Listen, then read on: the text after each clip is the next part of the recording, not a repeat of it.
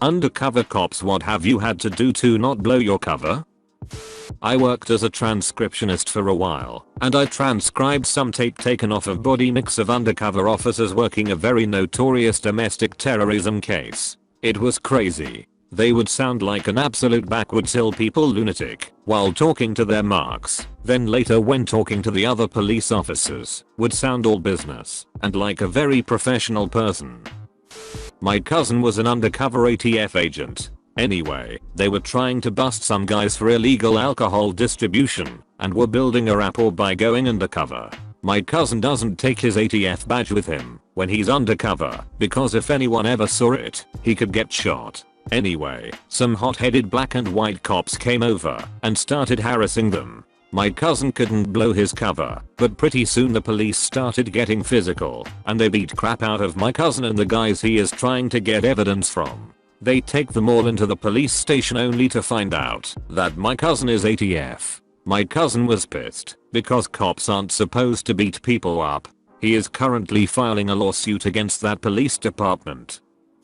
When I first got started in forensics, it was when chat rooms and webcams were taking off, so pedophiles thought they'd be able to figure out who was who on the internet, since clearly you'll know you're webcamming with a 40-year-old dude munching on donuts instead of a 14-year-old girl. I was a naive 18-year-old woman who was just getting started in policing, doing some clerical work for my hometown police department, when I heard a couple people talking about how they were having a hard time chatting up creeps now that webcams were a thing. I told them, why not just hire someone to act like an underage girl or boy and coach them on what to say and how to set up meetings to catch these assholes. Lo and behold, I volunteered myself for the job. We set up a bedroom in one of the upstairs offices complete with a bed, a desk, and some posters from one of the officers' teenage daughters. I had to wear some of my high school sports clothes or pajamas while talking to predators via webcam. I passed notes back and forth with the team of officers and passed it off as trying to do homework while chatting. The hardest part was to still seem interested and innocent while this dude on the screen is telling me what type of horrible things he wants to do to my body, thinking I'm still a child. As a former correctional officer, we had a situation where a major police department planted a cop in the prison to get information on a guy they believed was orchestrating hits from inside the prison. The warden knew and I knew, by accident, but not a single other CO knew, nor did any of the staff, including medical, and that's the way they wanted it. He went through receiving. He was categorized and placed. It was wild. He was there for a week, got the info they needed, and got him out. It didn't become public knowledge that he was undercover until after I had left, and it was a long while after as they were making a case. That was a surreal moment. One time a Homeland Security officer came up to my house undercover, flashed his badge, and asked if he could come in. Once he was in, he pulled out a piece of paper with my neighbor's face on it. He asked if I had seen him around lately. When I asked what he did and let him know I haven't seen him around, he told me what he was wanted for: rape, child abuse, drugs, the whole lot. Turns out he raped his stepdaughter, and once he found out he was wanted, he went back to El Salvador. I thought they only flashed their badges in the movies, but turns out the shit's real. Not a former undercover cop, but I have a second-hand story about an undercover cop. So, this guy appears, or of nowhere, and befriends a relative of mine who was involved in illegal stuff.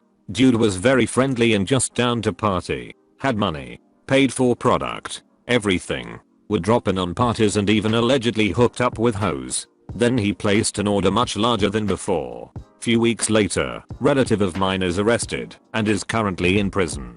Craziest thing an undercover cop had to do to keep their cover? Buy drugs and freak bitches. Not a cop, but a guy my mom dated for a long time was. Older guy, in his 70s now. He was fresh out of the academy and at the Asbury Park riots. Sad scary shit. And then was an undercover narcotics cop for 14 years during the 70s and 80s with the NJSP. He was Puerto Rican and spoke Spanish, was an ex-Marine, and became a state trooper. They utilized his ability to blend in with organized crime in the Latin community. He had to do coke in front of a bunch of dudes during a buy one night and basically stuck his knife in and blew a mound up his nose. Then he started having a minor paranoia/panic attack that they were going to find out he was a cop. Thanks to the gram of blow he just took to the dome, he was breathing heavy and went out for air. His heart was pounding out of his chest, panicking over how to get out of it. One of the gangsters came outside to talk to him. He's ready to run or fight. Guy goes, "Man, I've never seen someone snort that much at once. Man, you okay?" He sighs a huge sigh of relief and was like, "Yeah, I never did that much. I'm having trouble breathing, hehe." The guy was really nice, brings him a drink and they smoked a cig. Everyone is joking that he has the heart of a lion to take that much. He actually felt bad about locking that one guy up when it all went down. Think he said he tried to help him or get a reduced sentence or something. There are other stories.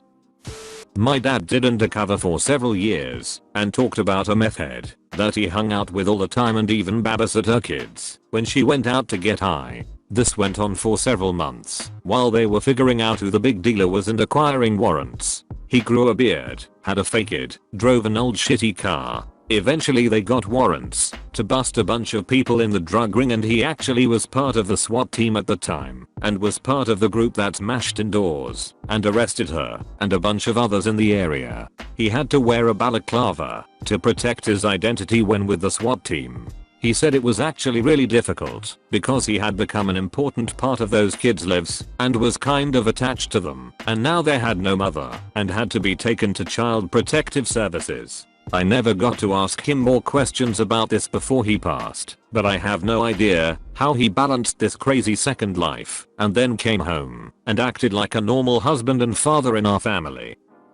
Not a cop, but fell prey to an undercover operation. I feel obligated to preface this with how amazed I am at how integrated this man was in our gang. If giving an Oscar-worthy performance is a standard, I have to say, I'm pretty fucking impressed by what you guys can do. Over the course of several months, this cop earned our trust. Hell, at one point, I would have said that I trusted that man more than my own brother, who was also in the gang. To be fair, I caught my brother stealing products from us more than once, but I trusted him to not directly destroy my livelihood.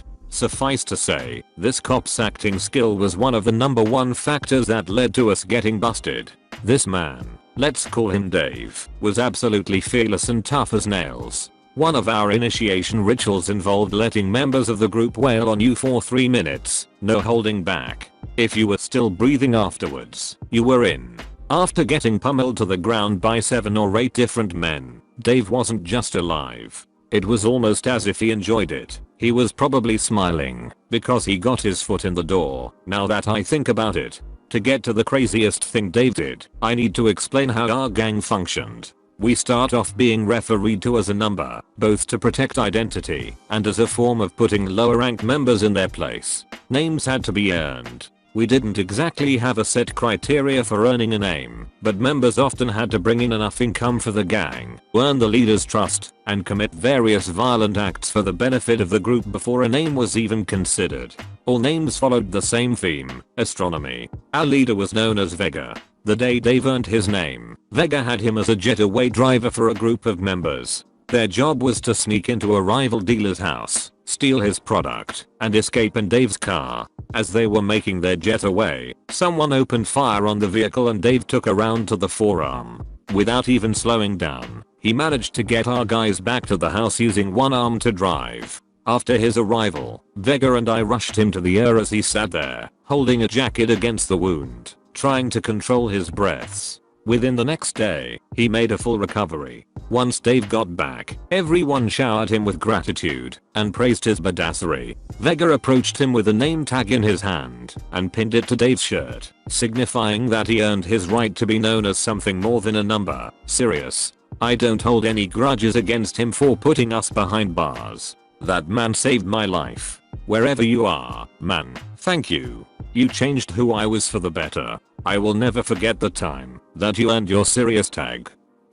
Not a cop, but in college I took a few criminal justice classes. Our professor, who I will call Bob, was a cop for 15 or so years and had gone undercover in the 80s for a very long time. Bob was biker as a hobby, and he was sent undercover to break up a meth ring in the biker community. Bob arranged to buy some meth from some guy, and shortly after the buy the dealer was arrested. The dealer's sister started telling everyone she thought Bob was a cop, and some of the other bikers started asking him questions. So day or so after the sister started accusing Bob of being a narc, the entire group was at a bar. Bob told a few of the guys to meet him outside in a few minutes, and Bob told the sister he had some meth for her and to come outside. When they finally got out there, Bob told her, "Where I'm from, friends don't call friends knocks." He then beat the shit out of her in front of the entire group. He kicked her as hard as he could between her legs, which, while not as painful, if you're a woman, still hurts. Then he said he punched her 4 or 5 times in the face. Hard. He said he didn't wanna do it, but after he did that no one ever accused him of being a cop again. I know a guy, retired police officer, who works as an investigator of crooked doctors. He dresses up in disguises and is given a fake name to use. He goes into doctors' offices and tries to find out if a doctor who is suspected of overprescribing narcotics is legit or not. He told me a story about a time he went in to see a dentist about a minor toothache and walked out of there with a prescription for Percocet and Dilaudid. He says there are plenty of legit doctors out there, but there are also a lot of careless ones who give in to their drug-seeking patients. It wasn't me, but my grandfather. Guy worked narcotics, had to get in with some guys who dealt meth, and was pretending to be a user himself. I believe he actually had to shoot up once or twice. One day one of the higher-ups was starting to get suspicious. Didn't believe my grandpa was actually a user or anything, because he didn't have any marks on his arm, where they normally do, and my grandpa told them that he doesn't shot there, but near his pelvis. Said he was more than happy to pull down his pants and undies to show him. Dude didn't want to see any dick, and my grandpa got away with it. He lives in a whole ass other state now for safety reasons, because a lot of the guys he put away years ago are now getting out. I used to work third shift at the front desk of a cheap hotel while I was in college. We had a shady couple check in and stay for about 2 weeks. Every night at all hours we received calls for that room, and we knew something was going on. One night I walk in for work and my manager and the cops are waiting for me in the lobby. They informed me that room 204 had been busted dealing drugs out of the room. They told me the cops were going to hang out all night in the room, and when I received calls for that room I was to send it on to them, as if everything was normal. All night I received calls, forwarded them on, and I could see 10 minutes later a car would drive past my lobby headed to that room. The cars would pull in. The cops would pull out. Probably happened 7 to 8 times all night. Kind of fun being a small part of a bust like that. Not me, but a close family friend worked for 3 years as an undercover homeless narcotics officer in a beach city here in southern CA. He was born and raised in this city, so he fit in perfectly. He didn't cut his hair or beard, and wore a colorful poncho sweater every day with 2 rotating days off for almost 1100 days. He was so good at it, he refused several promotions and became known as Harbor Cop around the department and family. I was a UC. I regularly worked ruses because I don't look like what I did, and I was really good at it. I'm not in law enforcement anymore, BC of medical. The craziest thing I did was to let the suspect get close enough to me to think he could influence me. He thought I was a dumb 20-something looking for a job. To be fair, he wasn't a bad looking guy, but with what this guy did it's a hard no. Selling him on being innocent and naive, I got layouts of his offices, computer counts for evidence and seizure, and identified co-conspirators in the scheme. The indictment was under seal, so my identity was never revealed. Unfortunately for you guys, it's not more glitz or glamour. It was a financial fraud case. My mom's best friend's husband was a spy. No one ever knew much about what he did when he was undercover until one day the wife got a call from this man, and he told her that his wife and her husband had an affair beyond what they had to do while undercover. All of this crap came spewing out, but the one that stuck with me is that he had to sit there and watch while a 13-year-old girl get gang raped by a bunch of guys. Dude is super fucked up and on lots of meds. Not me, but my best friend, when he was a cop. He was a member of Alcoholics Anonymous.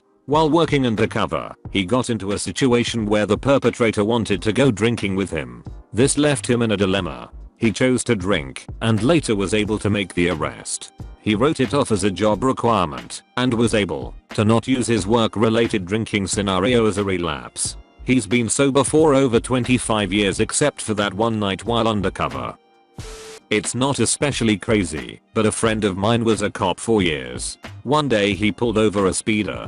This grungy looking white trash guy got out of the car. This was a state and time where that was okay. My friend peers at the guy standing on the side of the highway and says, "Mark," or whatever his name was, "is that you?" It was another cop he hadn't seen for a long time. The guy, Mark, shushes him and says, "Just give me the ticket and don't tell anyone you saw me." Turns out he had been undercover in a biker gang for about 2 years trying to find out where heroin was getting into the state from. Like and subscribe for more Reddit videos.